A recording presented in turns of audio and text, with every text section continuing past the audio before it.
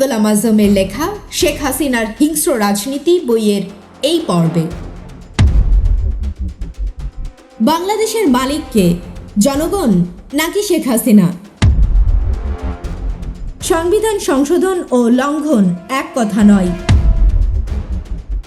সরকার পদ্ধতিটিই এখন বিপন্ন। গণতন্ত্র বিপন্ন হওয়ার আসল কারণ, গণ মানে পাবলিক বা জনগণ। গণতন্ত্র অর্থ জনগণের শাসন।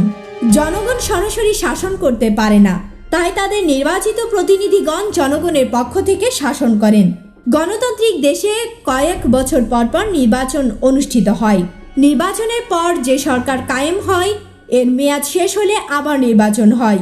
জনগণ যাদেরকে নির্বাচিত করে তারা নির্দিষ্ট মেয়াদ পর্যন্ত ক্ষমতায় থাকেন। গণতান্ত্রিক শাসন ব্যবস্থা সঠিকভাবে পরিচালনার লক্ষ্যে সংবিধান প্রণয়নের উদ্দেশ্যে নির্বাচিত প্রতিনিধিগণ সংবিধান বা শাসনতন্ত্র প্রণয়ন করেন।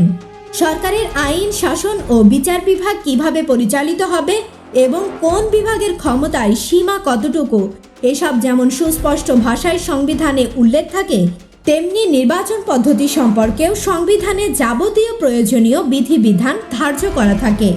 সাধারণত সংবিধান প্রণয়নের উদ্দেশ্যে নির্বাচিত জনপ্রতিনিধিদের সর্বসম্মত অনুমোদন ক্রমেই শাসনতন্ত্র গৃহীত হয়। শাসনতন্ত্র গৃহীত হওয়ার পর রাষ্ট্রের সকলকে তা মেনে চলতে অঙ্গীকারবদ্ধ হতে হয়। সরকার ও জনগণ সংবিধানকে পবিত্র দলিল হিসাবে স্বীকার করে এবং এর মর্যাদা রক্ষা করা নাগরিক কর্তব্য বলে গণ্য করে। প্রকৃতপক্ষে এ সংবিধানই গণতন্ত্রের রক্ষা কবচ। গণতান্ত্রিক ব্যবস্থার জন্য নির্বাচন অপরিহার্য, আর রাজনৈতিক দল ছাড়া নির্বাচন সম্ভব নয়। রাজনৈতিক দলসমূহ যদি বিশ্বস্ততার সাথে সংবিধান মেনে চলে, তাহলে গণতন্ত্র বিপন্ন হওয়ার কোনো আশঙ্কা থাকে না। রাজনৈতিক দলই নির্বাচিত হয়ে দেশ শাসন করে এবং শাসনতন্ত্র রক্ষা করে।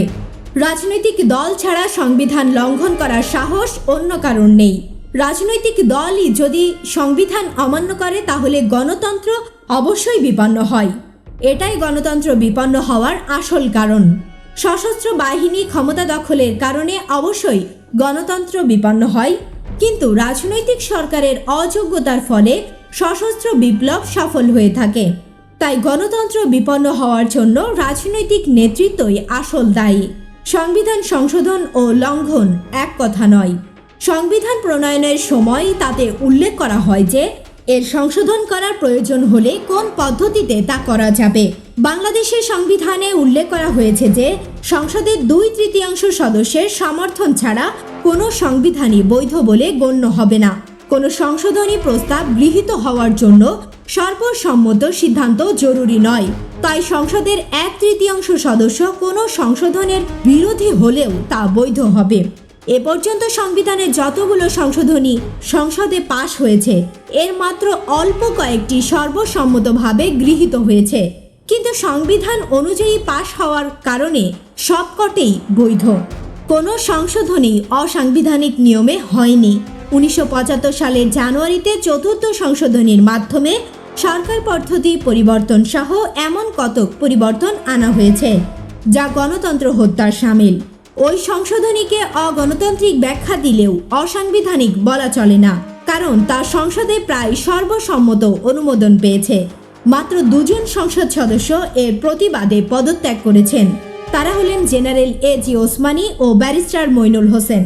সংশোধনী দ্বারা সংবিধানে যত বড় পরিবর্তনই আসুক এবং তা নিয়ে রাজনৈতিকদের মধ্যে যত বড় মতপার্থক্যই থাকুক, সাংবিধানিক পদ্ধতিতে সংশোধন করা হলে তাকে সংবিধান লঙ্ঘন করা হয়েছে বলে দাবি করার কোনো অবকাশ নেই, কারণ সংবিধান সংশোধন ও লঙ্ঘন সম্পূর্ণ ভিন্ন ব্যাপার। কেয়ারটেকার সরকার পদ্ধতিটিই এখন বিপন্ন।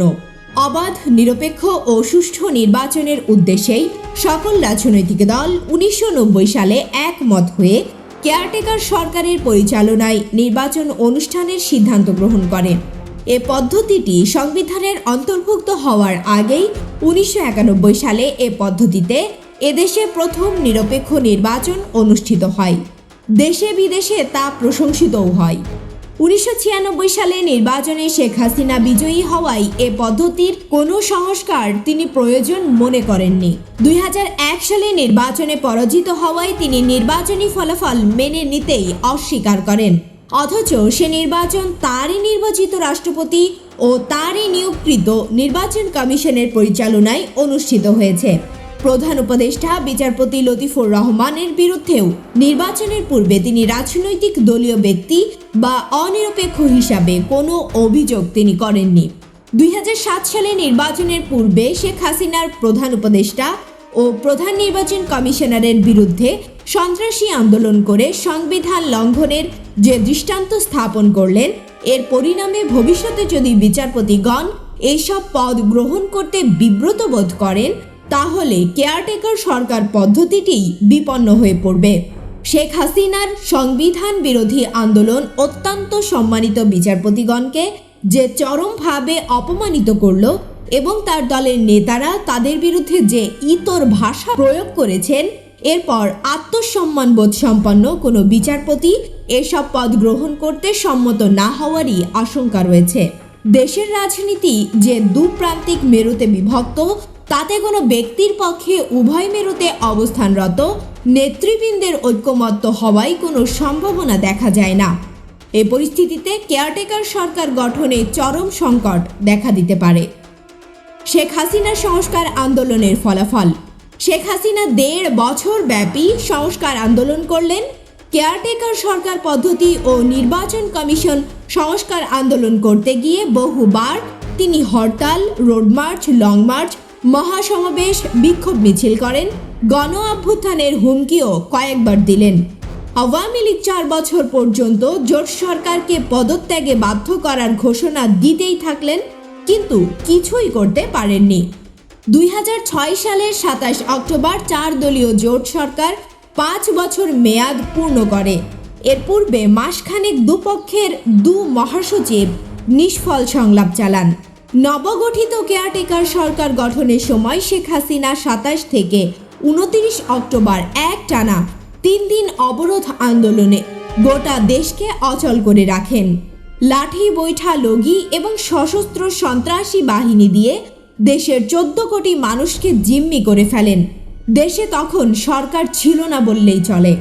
29 অক্টোবর কেয়ারটেকার সরকারের প্রধান উপদেষ্টা এবং পরের দিন 10 জন উপদেষ্টা শপথ নিলে নতুন সরকার কায়েম হয়। এই সরকারকে নিরপেক্ষতা প্রমাণের জন্য 4 দিন সময় দিয়ে নভেম্বরের 4 তারিখ থেকে 7 তারিখ পর্যন্ত তারা আবার অবরোধের নামে নৈরাজ্য কায়েম করলেন। কয়েকজন উপদেষ্টার অনুরোধে নিরপেক্ষতা প্রমাণের জন্য আরও সময় দিয়ে 20 থেকে 23 নভেম্বর অবরোধ অব্যাহত রাখলেন। সংস্কার আন্দোলন বিরাট সাফল্যের জন্য বিজয় উৎসব করা হলো, কিন্তু কি বিজয় হলো তা বোধগম্য নয়। অবরোধ করে 28 অক্টোবর বিচারপতি KM হাসানকে কেয়ারটেকার সরকার প্রধান হওয়া থেকে বিরত রেখে নাকি তারা প্রথম বিজয় অর্জন করলেন, আর 23 নভেম্বর প্রধান নির্বাচন কমিশনারকে ছুটি নিতে বাধ্য করে নাকি দ্বিতীয় বিজয় অর্জন করলেন। বিচারপতি KM হাসান 25 বছর পূর্বে দলীয় ব্যক্তি ছিলেন। 14 দল তাকে দায়িত্ব গ্রহণে বাধা দিয়ে দলীয় নির্বাচিত প্রেসিডেন্টকে ওই দায়িত্ব গ্রহণের সুযোগ দিল। বিচারপতি MA আজিজকে সরিয়ে বিচারপতি মাহফুজুর রহমানকে প্রধান নির্বাচন কমিশনারের দায়িত্ব গ্রহণের ব্যবস্থা করে শেখ হাসিনা কি অর্জন করলেন? শেখ হাসিনার বিজয় লাভের হিসাবটা কি শূন্যর কোঠায় বলে মনে হয় না? তার সংস্কার আন্দোলনের ফলাফল শুধু শূন্য নয়, মাইনাসই বলা চলে। যে দুজনের বিরুদ্ধে এমন মহা আন্দোলন করা হলো, তাদের কি আওয়ামী লীগের বিরুদ্ধে পক্ষপাতিত্ব করার কোনো সামান্য আশঙ্কাও ছিল? তাদের বদলে যাদের ওপর দায়িত্ব এলো তারা ওই দুজনের চেয়ে অধিক গ্রহণযোগ্য বলে ধারণা করার যুক্তি কি? আসলে শেখ হাসিনার রাজনীতি হলো জিদ ও হিংসার রাজনীতি। যাদেরকে অপসারণের জন্য তিনি জিদ ধরলেন, তাদেরকে সরাতে সক্ষম হওয়া বিজয়ী বটে। তিনি এ বিজয়ের স্বাদ উপভোগ করুন, তাতে তার প্রতিপক্ষের কিছুই আসে যায় না। এটা যদি তার বিজয় হয়ে থাকে, তাহলে তা প্রতিপক্ষের পরাজয় বলে গণ্য হওয়া উচিত। ওই 2 ব্যক্তির বদলে যে দুজনের উপর দায়িত্ব অর্পিত হলো, তাতে কি প্রতিপক্ষের পরাজয় হয়েছে বলে শেখ হাসিনা সত্যি বিশ্বাস করতে পারবেন? বাংলাদেশের মালিক কে, জনগণ নাকি শেখ হাসিনা? বাংলাদেশের সংবিধান 1972 সালের নভেম্বরে শেখ মুজিবের শাসন আমলেই প্রণীত হয়। সংবিধানের 7-এর 1 ধারায় বলা হয়েছে, প্রজাতন্ত্রের সকল ক্ষমতার মালিক জনগণ এবং জনগণের পক্ষে সেই ক্ষমতার প্রয়োগ কেবল সংবিধানের অধীন ও কর্তৃত্বে কার্যকর হইবে। এই ধারা অনুযায়ী জনগণ নির্বাচনের মাধ্যমে 1991 সালে বিএনপিকে, 1996 সালে আওয়ামী লীগকে এবং 2001 সালে 4 দলীয় জোটকে ক্ষমতা প্রয়োগ করার দায়িত্ব অর্পণ করে। সংবিধান অনুযায়ী নির্বাচিত কোনো সরকার 5 বছর মেয়াদের অতিরিক্ত 1 দিনও ক্ষমতায় থাকতে পারবেন না। মেয়াদ শেষ হলেই সেই ক্ষমতায় আবার জনগণের হাতে ফিরে আসে। জনগণ নির্বাচনের মাধ্যমে আবার যাদের হাতে ক্ষমতা প্রয়োগের দায়িত্ব দেয়, তারাই 5 বছরের জন্য জনগণের পক্ষ থেকে এ দায়িত্ব পালন করবেন। 2001 সালের 1 অক্টোবরে অনুষ্ঠিত নির্বাচনে জনগণ জাতীয় সংসদের 2/3 বেশি আসনে 4 দলীয় জোটকে বিজয়ী করে ক্ষমতাসীন করেছে। দেশ বিদেশের সকল নির্বাচন পর্যবেক্ষক ওই নির্বাচনকে সম্পূর্ণ নিরপেক্ষ ও অবাধ বলে সার্টিফিকেট দিয়েছেন। কিন্তু শেখ হাসিনা কোনো সামান্য প্রমাণ ও যুক্তি ছাড়াই দাবি করলেন যে জনগণ 4 দলীয় জোটকে ক্ষমতা দেয়নি, জনগণ নাকি তাকেই ক্ষমতা দিয়েছিলেন। কিন্তু দেশের রাষ্ট্রপ্রধান, কেয়ারটেকার সরকার প্রধান, নির্বাচন কমিশন প্রধান, পুলিশ প্রশাসন প্রধান ও সেনা প্রধান জনগণের ওই ক্ষমতাকে অন্যায়ভাবে 4 দলীয় জোটকে দিয়ে দিয়েছেন। তারা সবাই শেখ হাসিনার ভোট চুরি করেছেন। শেখ হাসিনা যে হামেশা 4 দলীয় জোটকে ভোট চোর বলে গালি দেন, এ গালিটি আসলে উক্ত 5 প্রধানকেই দেওয়া হচ্ছে। কারণ নির্বাচন পরিচালনা তারাই করেছেন, 4 দলীয় জোট করেনি। প্রকৃতপক্ষে শেখ হাসিনা জনগণকে ক্ষমতার মালিক মনে করেন না। করলে নির্বাচনের মাধ্যমে জনগণ যে রায় দিয়েছে তা মেনে নিতেন।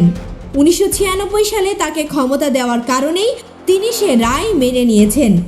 এর মানে হলো জনগণ তাকে ছাড়া অন্য কারো পক্ষে রায় দিলে তিনি তা মেনে নেন না।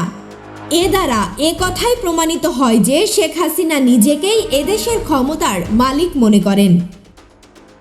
অধ্যাপক গোলাম আজমের লেখা শেখ হাসিনার হিংস্র রাজনীতি বইয়ের অডিও বুকটি নিয়মিত শুনতে চ্যানেলটি সাবস্ক্রাইব করে সঙ্গে থাকুন। ভালো থাকবেন।